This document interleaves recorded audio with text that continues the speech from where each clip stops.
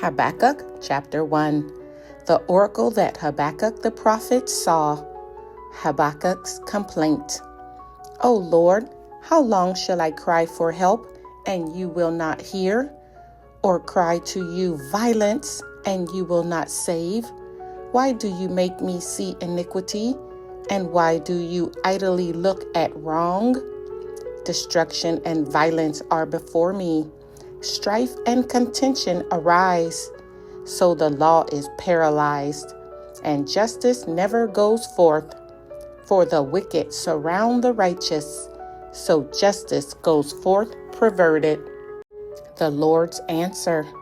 Look among the nations and see, wonder and be astounded, for I am doing a work in your days that you would not believe if told.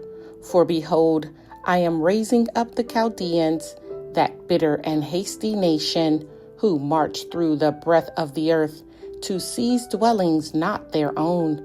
They are dreaded and fearsome. Their justice and dignity go forth from themselves. Their horses are swifter than leopards, more fierce than the evening wolves. Their horsemen press proudly on. Their horsemen come from afar. They fly like an eagle swift to devour. They all come for violence, all their faces forward. They gather captives like sand. At kings they scoff, and at rulers they laugh. They laugh at every fortress, for they pile up earth and take it. Then they sweep by like the wind and go on, guilty men whose own might is their God. Habakkuk's second complaint. Are you not from everlasting, O Lord my God, my Holy One? We shall not die. O Lord, you have ordained them as a judgment, and you, O Rock, have established them for reproof. You who are of purer eyes than to see evil and cannot look at wrong. Why do you idly look at traitors and remain silent when the wicked swallows up the man more righteous than he? You make mankind like a fish of the sea, like crawling things that have no ruler. He brings all of them up with a hook. He drags them out with his net. He gathers them in his dragnet. So he rejoices and is glad. Therefore he sacrifices to his net and make offerings to his dragnet. For by them he lives in luxury, and his food is rich. Is he then to keep on emptying his net and mercilessly killing nations forever? Chapter 2. I will take my stand at my watchpost and station myself on the tower and look out to see what he will say to me and what I will answer concerning my complaint. The righteous shall live by his faith.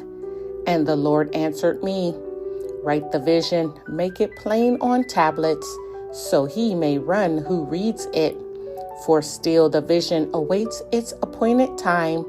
It hastens to the end. It will not die. If it seems slow, wait for it. It will surely come. It will not delay. Behold, his soul is puffed up. It is not upright within him, but the righteous shall live by his faith.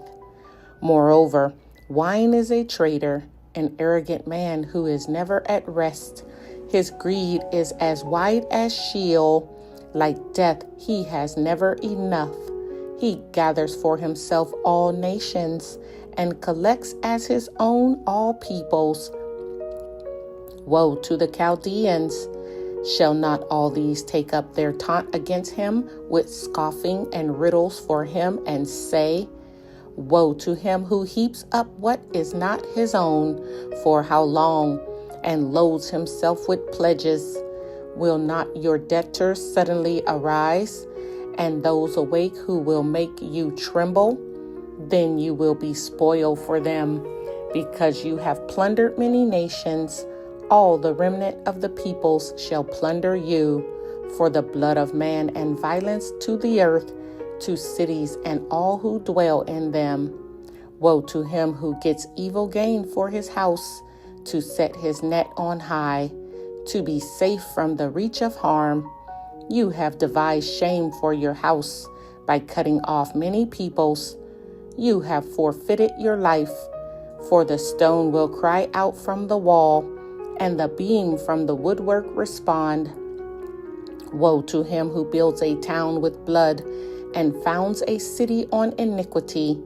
Behold, it is not from the Lord of hosts that peoples labor merely for fire, and nations weary themselves for nothing. For the earth will be filled with the knowledge of the glory of the Lord as the waters cover the sea. Woe to him who makes his neighbors drink. You pour out your wrath and make them drunk in order to gaze at their nakedness. You will have your fill of shame instead of glory. Drink yourself and show your uncircumcision. The cup in the Lord's right hand will come around to you, and utter shame will come upon your glory. The violence done to Lebanon will overwhelm you, as will the destruction of the beasts that terrified them. For the blood of man and violence to the earth, to cities and all who dwell in them. What profit is an idol when its maker has shaped it, a metal image, a teacher of lies? For its maker trusts in his own creation when he makes speechless idols. Woe to him who says to a wooden thing, awake, to a silent stone, arise. Can this teach? Behold, it is overlaid with gold and silver, and there is no breath at all in it. But the Lord is in his holy temple. Let all the earth keep silence before him. Chapter 3, Habakkuk's Prayer, a prayer of Habakkuk the prophet according to Shigionoth. O Lord, I have heard the report of you, and your work, O Lord, do I fear. In the midst of the years revive it. In the midst of the years make it known. In wrath remember mercy.